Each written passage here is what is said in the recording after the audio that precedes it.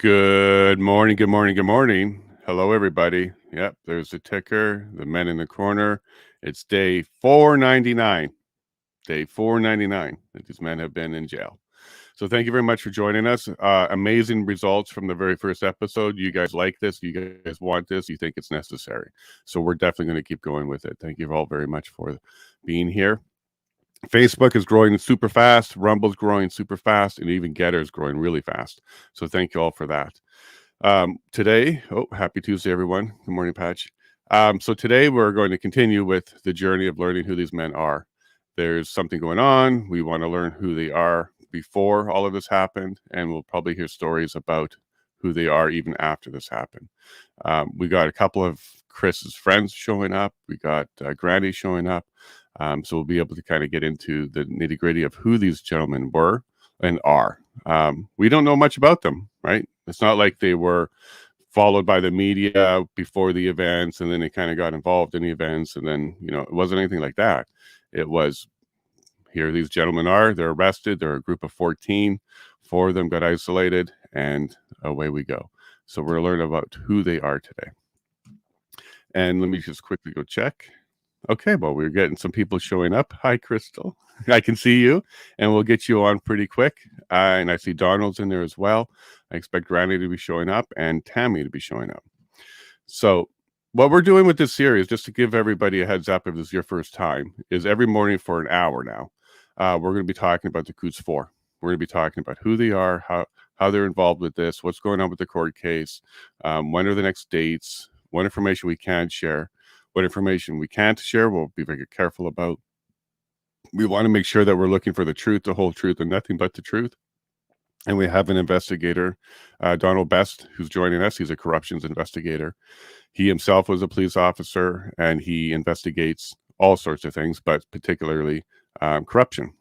He's been targeted himself because he does that. When you are helping the police or going after the police, they don't really like that. So yeah, he's had to deal with not just investigating corruption, but having it come towards him as well, all the way to having to spend 62 days in prison. He was cleared. It took a little bit of time. He should never have been there. Corrupt, I believe it was a corrupt police officer and some corrupt lawyers that ended up putting him there. But it was all cleared up. So there is justice if you work hard enough. Unfortunately, that seems to be the case. If you want justice, you have to work hard enough because you're guilty until proven innocent in many cases. Because we don't have a justice system. I want to be clear about that. We have a legal system, which means we follow the laws as written by people. And it's not justice in that it's really weighed against the the total situation. It's not weighed against that. There's really no morals or ethics involved. It's just straight up whatever the law says. And this can be complicated and very disturbing, because in order to get true justice, you got to be able to tell your story and stuff like that. So, these men have no bail, no explanation for that because of the media ban. The media ban is a combination of the court and the defense. The defense wanted a media ban because mainstream media could taint the jury pool. But, we still want some of these details. Let me just quickly check this. And corrupt judge, but the whole story. Oh, so Donald's reminding me, and a judge. So it's like one of those, a judge, a police officer, and a few lawyers walk into a bar. And then what comes out? Donald in cuffs. But it took some time, and he cleared that up. What I'm going to do is I'm going to bring Donald on. I'm going to bring Crystal on, and we're going to say good morning to them both and get going. Good morning, Donald. Good morning, everyone. Good morning, Crystal. Great day to be alive. Yeah, no, Crystal is definitely not in Canada. I can see that. It's beautiful. No, actually, I am. Oh, you are? Okay, Oh, sorry. very That's much the Tammy. Yeah, so Tammy is the one that's in. That's right. And we'll be expecting to see her soon. Hi, Crystal. Nice to meet you. Thanks for having me. No problem. So why don't you just introduce yourself quickly? I'm going to go get your Twitter handle and put it into your name there, and let everybody know who you are and why you're joining us today. I had reached out to you the day before, when you were looking for people to talk to about, your investigative topics. And I think I connected you with Granny. I gave you her email address anyways. Yeah, you're And then amazing. we chatted kind of behind the scenes about some stuff, and then you asked me to come on and speak because I'm friends with Chris Lysak, and I've been very supportive of him. He's the only one that I know of the Coutts Four, so I Mhm. can't speak to anything else except his character. So, and then you said, hey, why don't you come on and tell us about him? So Yeah, so that's exactly right. You helped me connect with Granny. You saw the alert on Twitter saying, "Hey, I'm looking for contacts to look into this." Immediately, you sent me this one and said, "Hey, go talk to Granny," and that's Granny's exactly what one. I did. Yeah. Yeah, yeah. And so I reached out to her, and we got on the phone right away. And bada boom, bada bing. Here's the show. So thank you very much for kicking that off because I think you were very essential in making that happen. So I appreciate that. Thank you. Mhm. So you've known Chris before all of this happened, or did you meet him after? No, I knew him well before. We had started talking online early 2021 Hmm. um, through a bunch of community friends, and we just kind of developed our network of like-minded friends trying to build our communities, outside the system. Even though we're all over Canada, we do the best we can. So that summer, in 2021, we hosted at our farm a barbecue for all of our like-minded friends. We had people come out from all over Canada. Yeah, that was Chris at our barbecue. That's our infamous photo. He is a large man compared to me. Oh, he looks dangerous though, with that smile Mm, and everything. He looks horribly dangerous. I was pretty terrified crying for the hours that I did on his shoulder. It's He's yeah, a big guy, he is a big guy, but his heart's just as big. I mean, right? so yeah, so I met him. He came out with his girls to our barbecue. They stayed all weekend. They camped out in the yard. We had like 50 people there that came from around Canada, and we just had such a great weekend getting to know everybody and fellowship, and we had lots of games and activities and stuff, and it was a good show. So Hmm. that was when I first met Chris. But I mean, at that point, I kind of already felt like I knew him because he was the same in person as he was online. Okay, So cool. to me, you know, he was like a longtime friend by that point already. So, And how and long then, before the Coots thing was this? so a good year, Okay, I so about 2021 or so. You met him. 2021. Yep. And then I guess all the convoy stuff happened in February, end of January, so of 2022. So, and then he was arrested. So I haven't seen him since April last year because when he was in jail, we were struggling to figure out how to get in contact with him and how to reach him to find out if he was okay. He didn't have anybody's phone numbers because he doesn't have it. Nobody has anything memorized anymore. I mean, I don't even know my parents' phone numbers. So, I That's mean, right.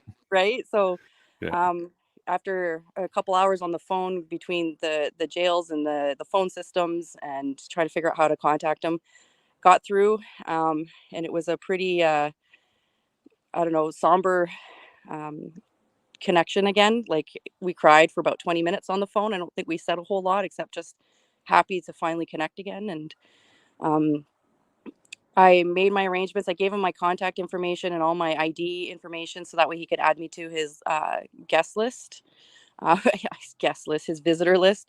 Hmm. Um, and I made a trip out to see him in April last year. And that was probably for me, for somebody who has no experience with the law, good citizen. I don't have any kind of criminal history, nothing like that. I had Hmm. no idea what I was walking into. And it was, in my opinion, worse than what you see in the movies. I actually didn't expect the glass that we would have to be separated because he's not a criminal. So, like, Right. to see him in the orange jumpsuit that barely fits him behind the glass, talking through the phones that have nothing but static. I mean, all we did was cry and exchange a few pleasantries and, do the hand up against the glass thing. Like, it was so bad in a sense. Like, it was good to see him, but not like Hmm. that. He doesn't, that's not where he needs to be. So, So you stay in contact with him now? Do you call him? Do you yeah. write him? I don't write him, but there's an app that we use to text Yeah. inmates and stuff. So we use that. So I keep in touch with him there. There's a lot of people that keep in touch with him regularly. I'm probably not even the main one, but I've been very active in trying to, fundraise for him and bring awareness and, share what I can. I mean, there's so much going on in the world. I mean, you're constantly sharing everybody's plights. Like it's right now, it's hard to get your story to break through amongst the crowd and the noise of everybody else who's suffering too. So And how's his spirit when you talk to uh, him? some days Is are it okay, yeah. and then other days are really hard. Like Father's Day was not good. Mm, It was really rough. He's a very, very family oriented man. Speaks about his daughters all the time. He's a very proud parent. He was doing an excellent job raising them on his own for the most part. Single dad.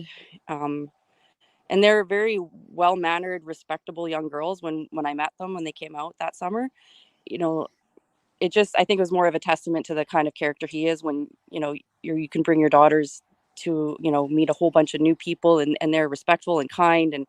courteous, and there's no back talking to dad or anything like that. So to me, I think that's a true testament to his character, is how your kids are raised and behave. Absolutely. If they respect you, they respect others, and they don't seem to be in fear. They seem to have respect. That's a good sign for Mhm. sure. How many children does he have? You said daughters, uh, so at least two. yeah, two. And how old are they roughly? You don't have to totally age them. Are they Yeah, teenagers? Are they younger? they're, let's say, preteen type age. Okay. Yeah, Okay, so they're very important age where they need their dad. They're very. growing up, especially Yeah, for they daughters. they need that father figure, absolutely. Yeah, that's sad. That's horrible. So for Father's Day, you spoke to him on that day? You were chatting with Um, him? well, I did send him a message, but sometimes, depending on when he's online or not, depending on when he gets it. But yeah, I just sent him a quick message that I was thinking of him, and that, he is a good father, and, he's always done right by his kids, and just to hang on to that, just don't let them break you, you know. Absolutely. And what was the last time you were able to communicate with him? Um, I sent him another text the other day, but he usually calls me once a week. Oh, nice. Yeah, so I'm on the road. I have my own, crazy kids and lifestyle. So we try to connect once a week just to kind of catch up and, you know, touch base. It's been, I think, a little Absolutely. bit harder this past week just with pretrial stuff going on. He's pretty tired, I think. And there's all kinds of people, wanting to know what's going on, and, yeah, wanting his attention too. So, Yeah, well, it's important that we keep talking about the hmm story and keep getting it out. So I appreciate you hmm communicating with him. So you've looked at some of this information. Let me just take you back to maybe February 12th. So before he was arrested, you were aware that Coutts was going on and stuff oh, like yeah. that. Yeah. Were you aware that he was participating at all? Yep, I was. He had texted me randomly while he was there, sending me the odd picture and whatnot about what they were up to, and he was telling me about how cold it was the one night, and and how some heating equipment had been stolen, or something like that. So they were having a pretty rough go, it sounds like, but they were holding strong, and they were committed to making sure that they were heard. So So the conversation was around staying warm because it was February. yeah, Yeah, yeah, staying fed because I'm sure that there was no restaurants around, and just holding the ground, holding the yep, line. yep, pretty much. Yeah. I mean, it was all fairly innocent, lighthearted kind of conversation, and I mean, never once did it ever cross my mind that there was anything malicious going on. I mean, Mhm.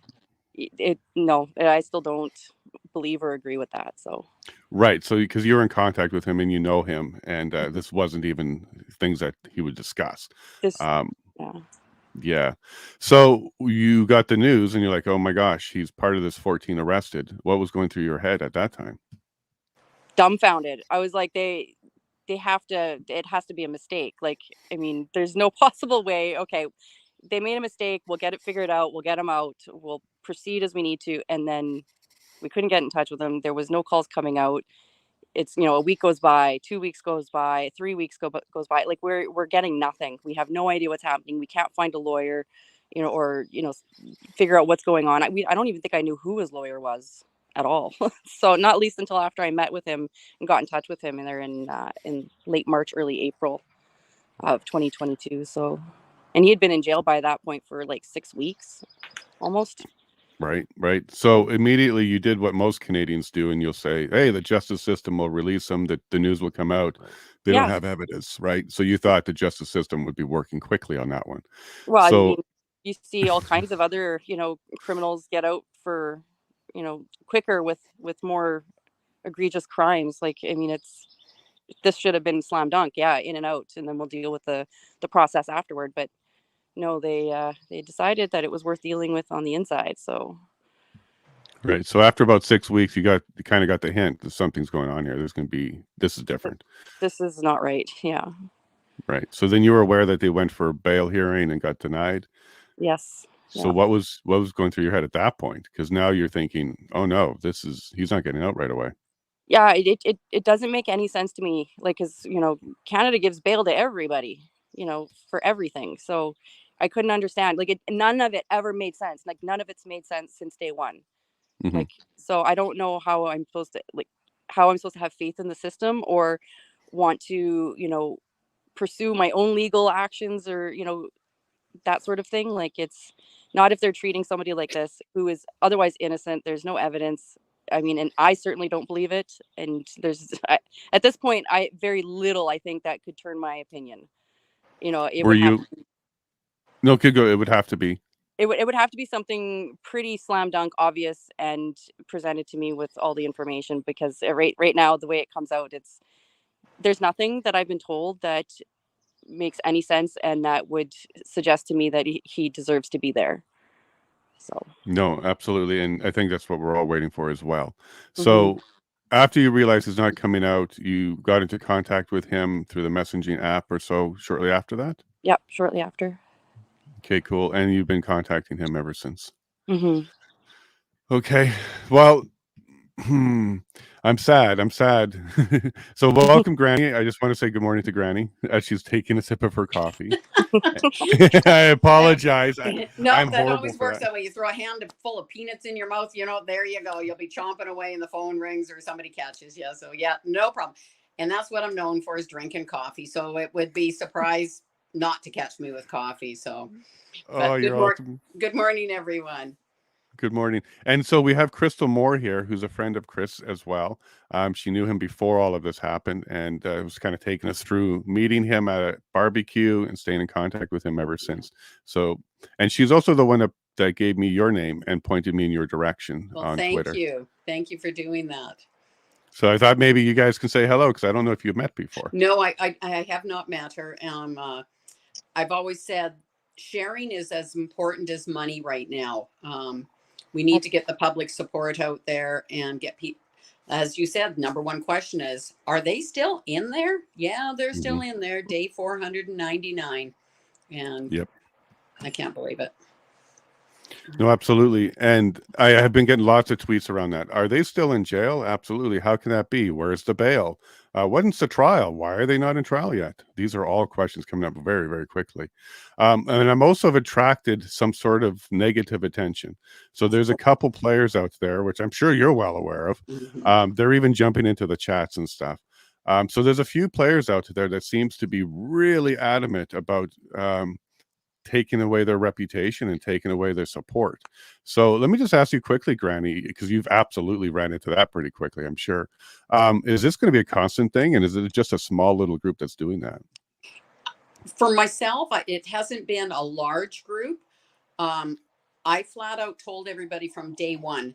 Now, I do believe in freedom of speech, but my platform and my pages and my Alberta Political Prisoners page is for support of the four men. So you will be quickly banned and blocked. And people will say, well, no, you should have the conversation. Not when it's derogatory, it's cruel, and it's malicious. No, I have a zero tolerance, and I've been supportive of these four men from day one. So if you don't want to support the four men, please move on. Go start your other page somewhere else, but leave mine alone. Absolutely, because I guess what they're thinking they're doing is they're going to come change minds. Are they going to come and debate us into a different position? And no, it's not an echo chamber, because it's for support. These are people who actually have already done their research. They know where they stand. They may even already know the men and know what they're like. So yeah, absolutely. And I'm not sure if there's any value to what they're doing. But we see this all over the place, whether it's Chris Sky or Randy Hilliard or Maxime Bernier. No matter who I have on the show, there's always this group that comes on and says, these people suck and don't listen to them. But they are a small group. My question to you is, do you think these are genuine people, or do you think they're just part of a smear campaign? Some of them are definitely a smear campaign. Because some people they're genuinely believe these men should be in there and the keys thrown away. And I don't dismiss those people if they want to have a conversation, because I start the conversation as, what is justice supposed to look like? So if you go to jail tomorrow, do you want justice, or do you want what these men have? Because right now, currently, those are words on paper. It's a thought crime. It's never made it to a courtroom. And we have to have the mindset, innocent until proven guilty. And the light that the four men have put on is they're not the only ones in the remand jails that have been in there for a lengthy period of time. When we were in Medicine Hat visiting Tony, Bob Leone and myself, we were speaking, and next to us was another man talking to a young man through the glass. When we went outside, this father figure went right over to Bob and he says, I don't know what's going on. I can't get my son out. They won't give him bail. They won't give him a trial. And then that's when we started thinking. And then I started hearing stories from the guys. And it's like, okay, what's up with these remand cells or remand centers? I do understand it is a business. It's a very lucrative business from what we're figuring out here. So the light that the four gentlemen have actually put on to the remand centers is there's many in there that aren't having justice right now. So we just need to have a discussion, and even with the angry ones, allow them to talk and then just calmly say, do you believe in innocent until proven guilty? Would you want that for yourself or your family? And if they don't want to talk and they start going crazy on you, well then, no, they have to leave. Okay, cool. Yeah, absolutely. And what I've also ran into is some people saying, "Hey, they're gonna have a trial, so don't worry about it," or "Hey, they deserve this." And like you said, some people are talking as if they don't care at all, just throw away the keys. And when I push back to them and I say to them, "Well, what would you do if you were put into jail?" And their response is, "Well, I wouldn't break the law." And that's kind of the point, people. Neither did they. We don't even know if they did. And that's kind of the point, because I guess you're presuming they're already guilty. So you absolutely have this guilty until proven innocent mindset. And now anybody doing that really should have their head a shake, because that's not really how this works. Now, Donald, you've been super patient hanging out for 23 minutes now, and you've been doing a lot of research over the last day. Do you want to kind of update us on how that's going? Sure. Well, look, first of all, I'm not super patient. I am really interested in what's going on here. And this is what I want to talk about today. You know, for any other accused in a major event, and this is a major event, these are major charges, you would have in the media background updates. You want to know what their families are. And believe me, if each of these men had a notorious criminal record, it would be splashed all over the place. But they don't. They're family men, from what I gather, and that's what I want to keep on hearing about today, because I don't know these men. I don't know them because the media won't cover them. And if the media won't cover them because they're just farmers and fathers and decent human beings, well, that's a message. And you know what really matters? People don't even know they're in. People don't even know that tomorrow is day 500. How can that be? We've had a national inquiry. We've had all sorts of things happening, surrounding the Freedom Convoy and the events that happened all over Canada. And yet people don't realize, because they haven't been told, that these men are still in jail. They've been denied bail. And as I said yesterday, we've got a cop killer, an accused cop killer, out on bail in Toronto. Yes, he's got an ankle bracelet and he has to stay at home, but he's out on bail. Same for many people charged with the arsons that went on across Canada in the last year, and especially the last few months. Many people are out on bail. In Toronto, no, again in Ontario, terrible. We had an OPP officer murdered by a man who was out already on bail. We put everybody out on bail. Why not the Coutts Four? Why? Because they're in as a political message. Mm-hmm. It has to be. I'm convinced that, and don't get me wrong, I'm not saying they're innocent. I don't know. I want to hear some evidence, but they Right. deserve to be heard.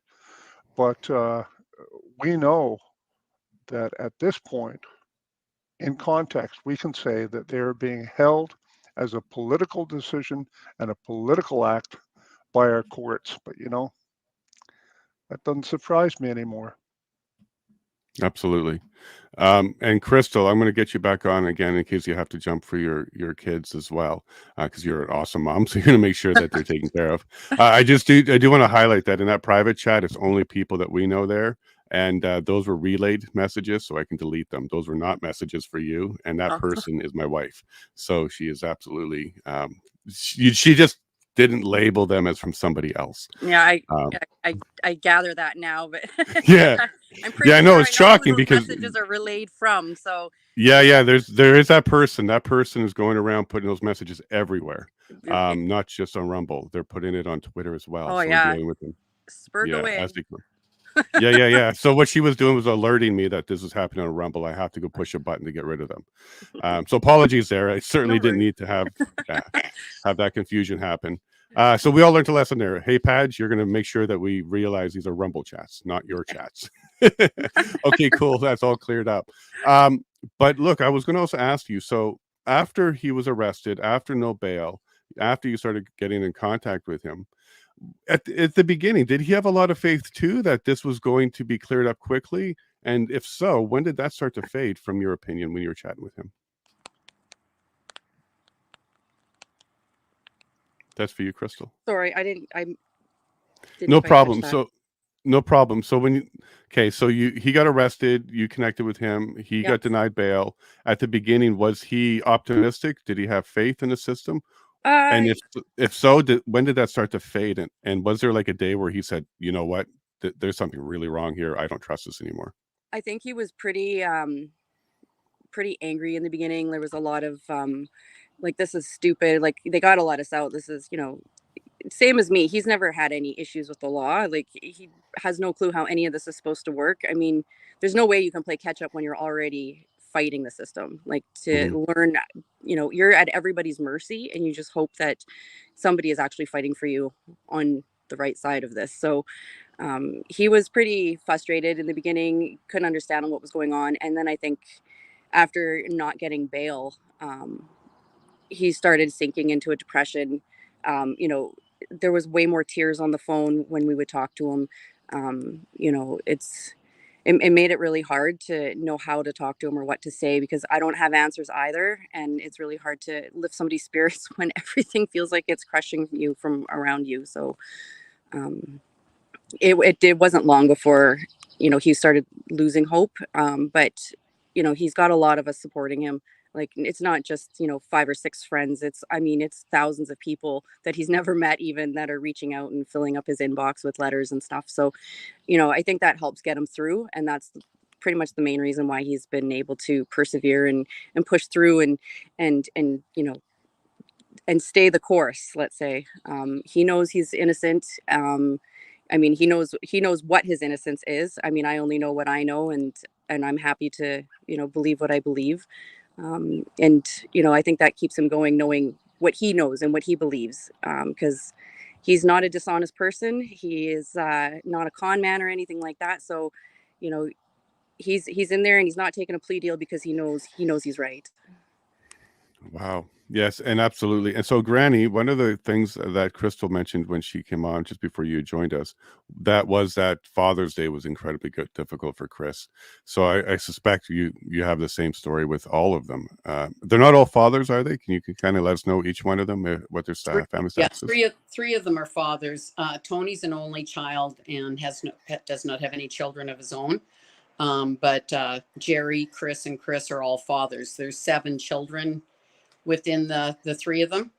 And it was a hard day. It's the second Father's Day. That's right. And it's we need to remember psychologically they're being tortured. There's a real torture out there. It's called dead time. And when you can't see a date where this is going to stop, Right. or you have nothing to work towards or see, that's a psychological torture. And they had June 12th as their date. Chris started counting. I remember him counting. First, you were counting the days you were in there. And then he started counting the days to June 12th. His daughter, one of the daughters, started counting with him. So it was pretty heartbreaking when the day came and went. Tony was actually counting meals. He, it's 800 and some meals left I have to eat until June 12th. Wow. Yeah, it was a sad day, and there's been many sad days. They're going into round 2 of missed birthdays because both of Chris's daughters' birthdays were at the start of this. So he's went through round 2 where he's missed his birthday. I guess he's missed his birthday once, but the daughters twice. It's definitely an emotional roller coaster for them right now. But we did start a mail campaign, and they have reached, it would be 600 plus letters for sure. All of them didn't get through due to whatever reason. But those cards and letters really did lift the guy's spirits. It was something else to fill their minds with and to correspond with. And so we'll just keep doing what we can do. They know the people are out here now, like Crystal said. They know the support is out here, and it's growing daily. Like I told Chris Carbert the other day, he has a really heartfelt letter on Alberta political prisoner. And if you want to see where Chris Carbert was at the time of what happened, go read this letter. I've shared it multiple times, and just to give you an idea, 13,000 views, and that's been multiple times. So there's many letters on that site that you can get an inside look at the people, and get to know them. Mm-hmm. That's awesome. And thank you for sharing that letter. And we'll point people to that. Maybe we'll put a link to it. So Padge, if you can remember to find that letter and put a link in the description, help people get to it, that'd be great. Crystal, I'm going to jump back to you in case you have to jump off. Can you go ahead and tell us what Chris did for a living, what kind of man he was behind the scenes so that you know about? At last I had heard he was looking at trying to start his own business. He was an electrician, I think, by trade. And we utilize those skills within our community. He enlisted himself to go and drive 5 hours to go help repair somebody's house right on the brink of a bad winter, and made sure the electrical was all good and that they had, what they needed to get through. There's no way you can convince me that he's a bad man. Nobody does this, right? Nobody drives 5 hours and goes fixes your house for free. But I knew him as an electrician. We called him Sparky amongst other names, right? So I don't know where he was at with getting a business of his own going, but I mean, with COVID hitting, everything kind of fell to shambles for a lot of people. So yeah, Sparky. Yeah, and when you're talking to him, does he talk about his future, when he's going to come out, what he might be doing, or is he just looking toward that trial? I think he's right now, it's every day. He's just in the moment and he can't escape it. It's hard to plan for your future when you feel like every day you're fighting. So we haven't talked about the future. I don't think that he is looking except to when he gets out. Not so much anything after that, because when he gets out, it's going to be his girls. Nothing else is going to matter. It's just going to be being with them, whatever capacity that is. He is going to be with them, and yeah, that's the only future that he sees, is being home with his girls. All right, so the day of release is the only thing he has on his mind right now. He's focused on that. Yeah. Absolutely, I can understand that too. Granny, how about the other gentlemen, Chris, Jerry, and Tony? What else? What did they do before, and what about them? Do they have any future plans? Have they spoken about that? Well, like Crystal said, it's a little difficult to look at the future right now because, when you hear May, June 2024 for a trial, it's it's a blow to, like, it hits them like a punch in the gut. And they're just trying to wrap their heads around those dates. Like, we're only in June, and they're looking at another year. So yeah, I think they're right now just trying to get their heads wrapped around it. And they keep thinking, you know, that we pray for a whistleblower. We pray that the truth of some form in a big way will come out. But like Chris Carbert, he had a landscaping and fence business that he built up from the ground, and he was doing really well. He had 7 or 9 employees. He worked hard to get that company up and going, and it just dissolved before his eyes because he had to piece out his equipment to help put money on his lawyer's bill. Tony, he's the same. He was in, like, he had a gravel truck and all kinds of, I'm not exactly sure what he did, but he's a workaholic. Like, all you ever see is pictures of him in work equipment and coveralls, and he's selling everything off. And then Jerry was a lineman, and still is a lineman, but just incarcerated. Another man that worked to work and was doing well. And again, right now, all Jerry's doing, because he's in 22 hours a day lockdown right now, outside it when he can get into the courtroom. But then he's sitting in a small little box with shackles on, and he's got high energy. He needs to work out and exercise. So he feels anxiety because he can't do that right now. So he's been drawing when he's in his cell, and his iPad won't work in his cell. The cordless phone won't work in his cell. Like, it's just blow after blow. And then their lunches yesterday were so disgusting. They had black lettuce in them. Chris Lysick's sandwich was 5 days expired. So this is a daily event that they're up against. It's not just being locked in, it's having disgusting food. And one of the lawyers last night emailed a letter to someone. I don't know who she emailed it to, but somebody got a blast because enough. Like, I'm not saying Chris Carbert had food poisoning on Friday. Could have been the flu. But when you see the food like this, did he have food poisoning? Don't know. Oh, wow. Oh, wow. And have they gotten ill at all, other than this food poisoning potential thing? Have they gotten ill, COVID, anything like that? Has there been any health scares for any of them so far? Tony has a gluten intolerance, and back in 2016, he became very sick. And it took a few years with a naturopath to get himself back on track and heal his gut. And it was pretty serious. And the last few months, like, so they are respecting his gluten intolerance, and they're giving him food that doesn't have gluten. But it's not the quality of food he needs for gut health. He started failing here a few months ago, and can't get any attention because all you can do is get pharmaceuticals from Alberta Health Services inside. And I have heard from the guys that the hardest part is, the worst part of the remands is Alberta Health Services. So that's tough. So he's still struggling today. And they've all lost significant amount of weight. Chris Carbert ended up with an abscessed tooth. That was a pleasant experience inside there when he ended up getting an infection, etc. Chris Lysick had been in a vehicle accident, a work vehicle, and is on WCB for his knees. He needs cortisone injections, or he had a natural way to help with the pain outside of the remand. So it took a while for him to get a shot, and it takes months to get the shot. He finally got one here a few months ago, but everything is a struggle.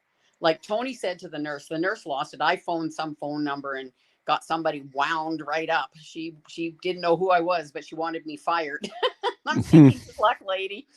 And so she was just losing it on Tony, and Tony just turned to her and snapped. He says, "Listen, I am innocent until proven guilty. I am allowed health care." But apparently not. Wow. So Donald just mentioned here that, Donald, you want to go ahead and talk about this, that remand centers are actually less accommodating than prison itself? Yep. You're muted, Don. And there you go. You're good now. Good. I've been in both, and absolutely, even in prison, ongoing medical care that I needed was really tough. And they knew I was an independent journalist, and they knew I was an ex-copper. I presume they were doing better than normal to try and make sure I had as pleasant a stay as possible. And that's a strange thing to say, but they knew that I write and I make films, and so that that meant something. On the other hand, I was a very well-behaved prisoner, but it's solitary, and this is the way it is.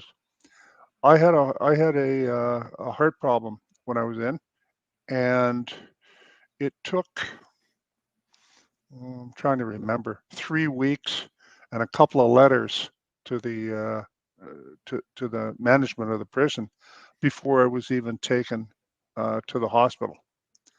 And they were, really trying to make things as pleasant as they could for me. Let's say that. Um, but at the same time,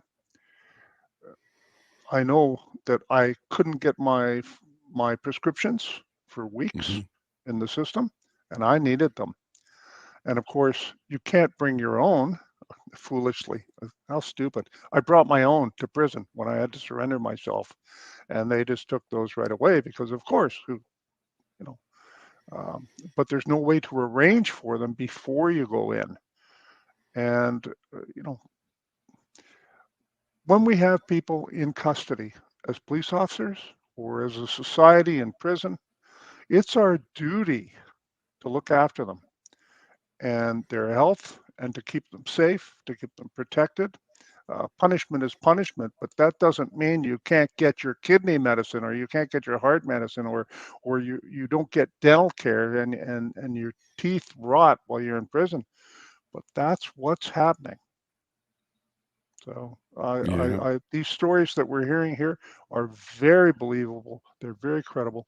They need to be told, and I think that that would be a good story to tell. I'd be interested. Once again, you know, I don't know if these people are guilty or innocent, but their story needs to be told because it's not being told by the mainstream media, and there's a reason for that, and it's political. I agree. Now, you mentioned punishment is punishment, and I think a lot of people can get behind that, but that should be coming after trial, after sentence. This is punishment pre-punishment. They're not even, as far as society is concerned, they're not even allowed to be punished at this stage.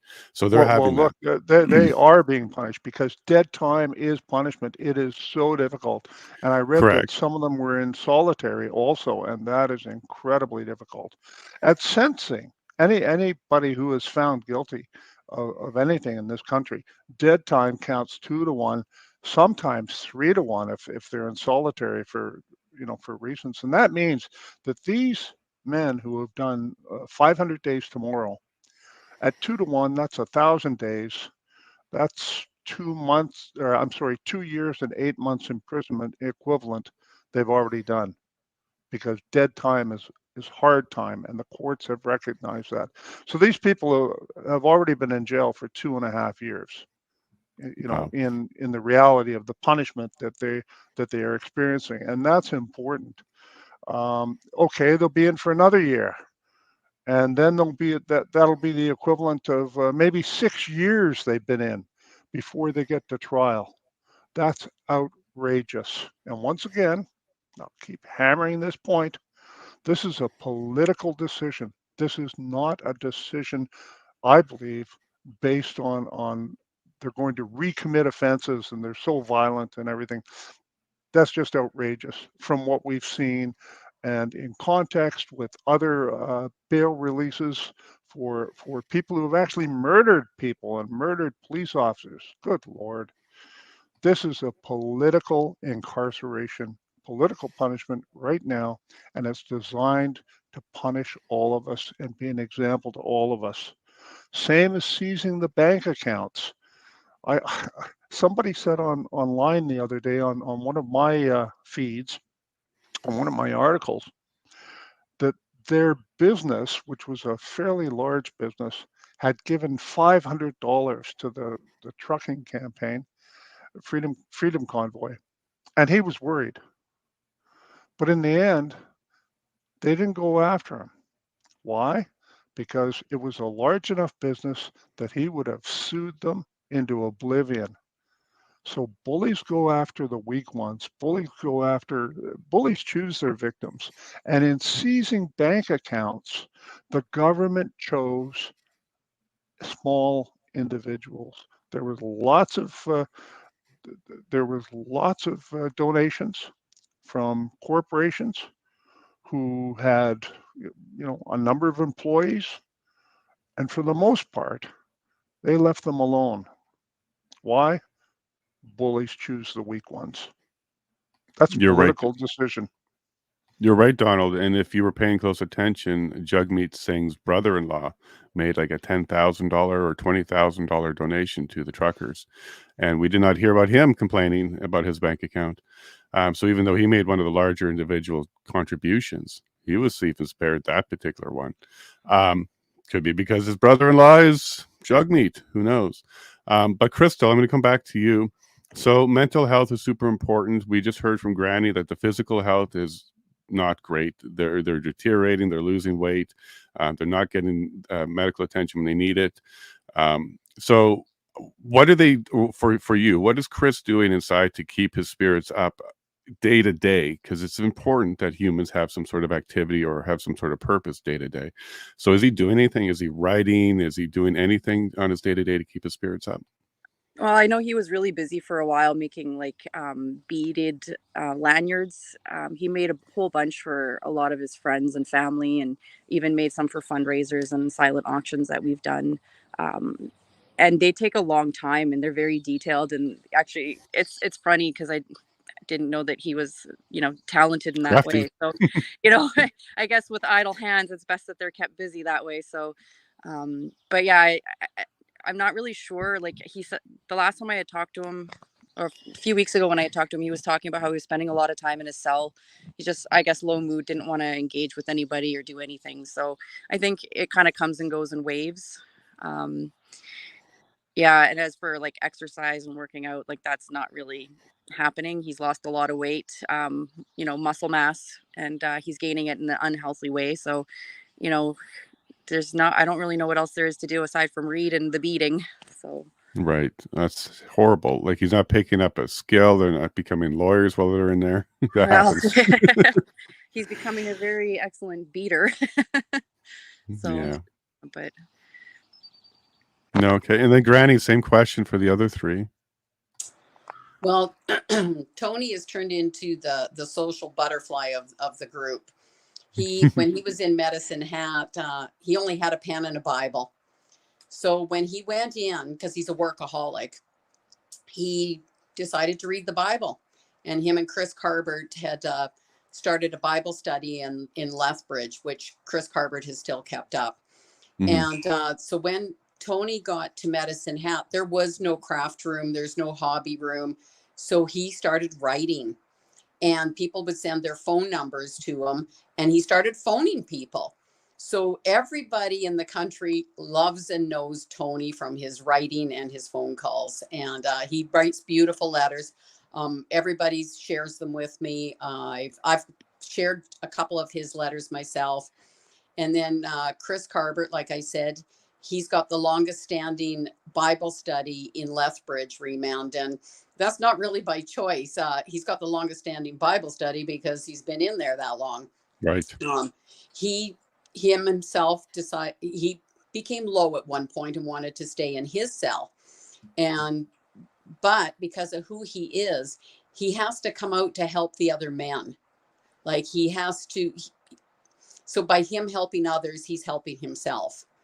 And Jerry's just, he's got a sparkle in his eye. Like I said, he had everybody in the Calgary Remand. He would have them save their old rice from their plate and dry it out. And then he would take old socks, and he started making hacky sacks for the guys. And the guards would take the hacky sacks, and Jerry would make more. And finally they just gave up and let Jerry make his hacky sacks. And he's creative. He's resilient. Like I said, right now he's in lockdown 22 hours a day if he's not in the courtroom. And he draws right now. His drawing's getting quite a bit better now. Whatever he sees inside his mind, he starts drawing, and they're pretty cool. I think we might have a little art show for a fundraiser of Jerry's. And Chris Lysick has a 22,000 bead. It's a Canadian flag, I think, and it's got some kind of writing on it. I can't remember what it is, but he's been working on that. And like, Crystal knows him, and I just know him from what I see. His hands are like baseball mitts. Yep. And these beads are like tiniest little beads. And we had a huge fundraiser just outside of Olds in April. And he made a bunch of lanyards for us. Well, they were hot tickets, let me tell you. One lady paid $500 for one of them. So, nice. Yeah.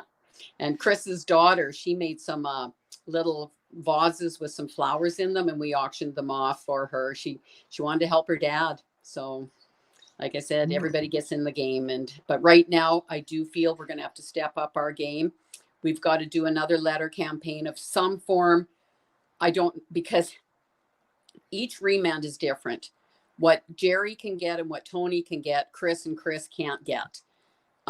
So I generically say you got to do a white letter, white paper, white envelope, no labels, no stickers. It's got to be black or blue ink. It can't be a gel pen. And write about your community, write what's going on event-wise, share news, because they only get CBC, CTV, and Global, and whatever newspapers online. And but I think we need to start, I don't know, a joke campaign, something. Just we need to kick it up, right? Draw out puzzles of some form. I don't know, but we need to keep these letters coming to them because they need to see the support. Like when we started the letter campaign, it literally shut down the Lethbridge mailroom. They thought, wow. Yeah. So that is also visual. The guards are seeing this and they're going, like, you guys don't belong in here. No kidding. And the inmates that are the repeat offenders are coming in and they're going, you guys are still here? Like, even the inmates are going like, wow, what is going on? So right. No, for completely. So you said beating, you said artist, you said social butterfly, you said church, even the Bible. So this is how domestic terrorists spend their time. All right, good to know. It sounds like a domestic terrorist to me. All the horrible things that we should be watching out for. I would love it if we could share some of their art on here. So if you have some pictures, some videos of anything, we can certainly share that. And I would also love it if you can let them know that they can go ahead and record a message and we would be happy to play whatever is allowed to be played. So if they wanted to say hi to Canada, thanks for saying, keeping up the spirits or whatever. If there's a message that they can record and we can go ahead and play, then we would do so. So one question I received is the children. So 3 of them have children. You want to kind of just, without doxing or doing anything like that, like we don't need to know their names or anything like that, but can you kind of just talk a bit about the 3 men and their children? We heard a little bit from Crystal on the 2, but if you don't mind, kind of share some of that. Yeah, well, they're in contact with their children as best as they can through the phones and writing. It's been extremely hard. Chris Carbert had been raising his son since his son was 9 months old, and his son was 10 when he went in. That is absolutely heartbreaking. Chris Lysick was another single father that was raising his daughters. Both families are back, like the kids are back with their moms now. And but they stay in touch as best as they can. And it's difficult. The kids have a hard time. They pull back. They're kids. And then sometimes they don't want to talk. They can't handle it. Or there's been tears for 4 months. This is really confusing for us. Can you imagine what it's like for a child? The one thing, one of the children saw the letters that their dad was getting. And she was like, wow, do they not know what dad's charged with? And all these people are writing. So I think the letters are also healthy for the children to see and for the families to see. These men are receiving hundreds on hundreds of letters from the public. And I think that's healthy for everyone to see. And I believe it, because the letters have to be handwritten, people get lazy. Right. So Right. write a letter, please. And all that information is also on the Alberta Political Prisoners page. And we don't know what's going to happen at the end of the week here, because the court time ends on Friday for this segment. Okay. Will Tony be shipped back to Medicine Hat? Will Jerry be shipped back to Calgary? We're assuming so, but again, as you know, nothing's certain. Yeah, keep us up to date on that, on where they are, because it's important to be able to get letters to them to know where they are. And even if you just write, dear Tony, dear Chris, dear Jerry, we support you, all the best. Even if that's all you write, that helps. So don't sit there and think you need to write a big novel or else you say nothing. You can certainly send just we're thinking about you. And Donald, maybe you can attest to how important it is to get some information from the outside, to hear from people, even strangers. That helps the morale, I would assume. Absolutely. Absolutely.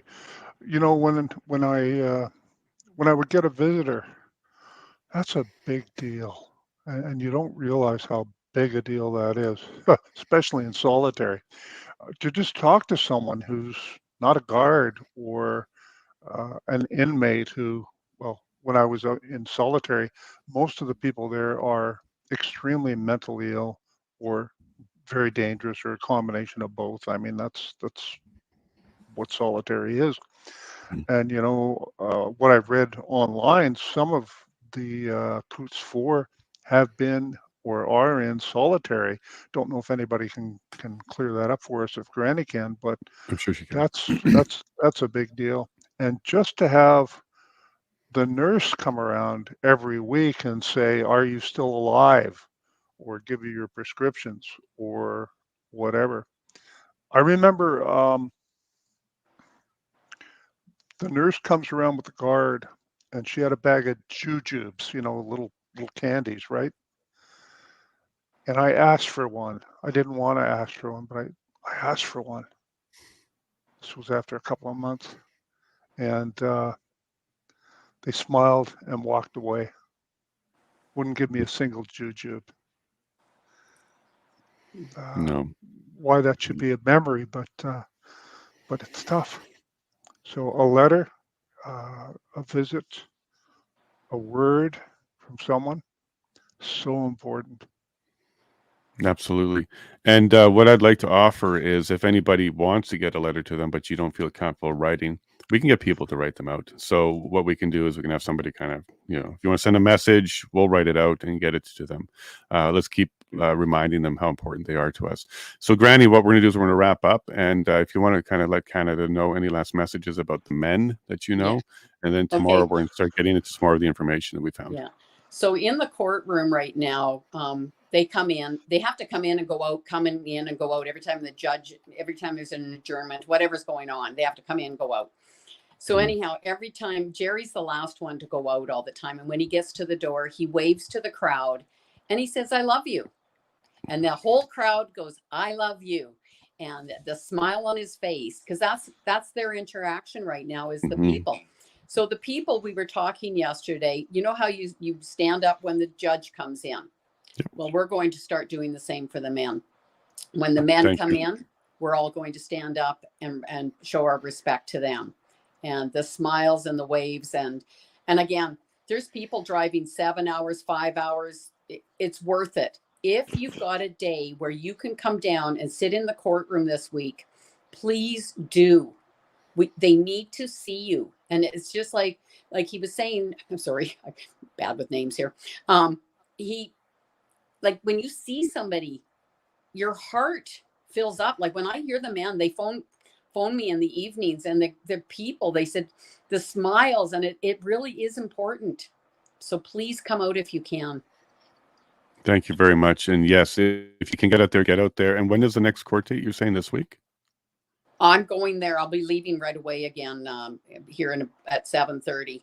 And it ends on Friday. So this is a full week again. So right now it seems like they're all starting at 9, but I post every night. So just 9 in the morning, please show up or come throughout the day. And like I said, you go through the sliding doors, you go through security, you go up the stairs, turn left down to the end, and it's the last courtroom on the right-hand side.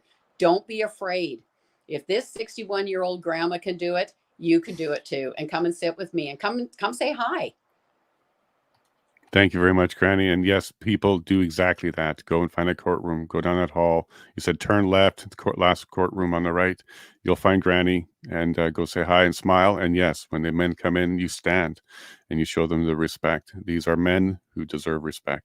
Donald, do you want to say anything to Canada before we sign off here? This story is not being told. They're having a week of hearings right now, and I haven't seen one story in the national media. This story needs to be told. I'm going to be posting every day about it, and I'll do up an article on my personal website. And all I can say is to people out there, whatever your social media accounts are, whatever website you have, post about this story, whether you believe they're guilty or not, whether you know anything about the case. The fact that these 4 men are being held without bail in the entire context, given all the people who are released on bail, tells you that this is a political act. And at the very least, Canadians deserve to know about this. Now take a moment, Donald, if you don't mind, and speak directly to the men and give a message to them. They may see this, so why don't you speak directly to them? I want to tell each of you that we're going to do our best to let Canadians know what's happening to you.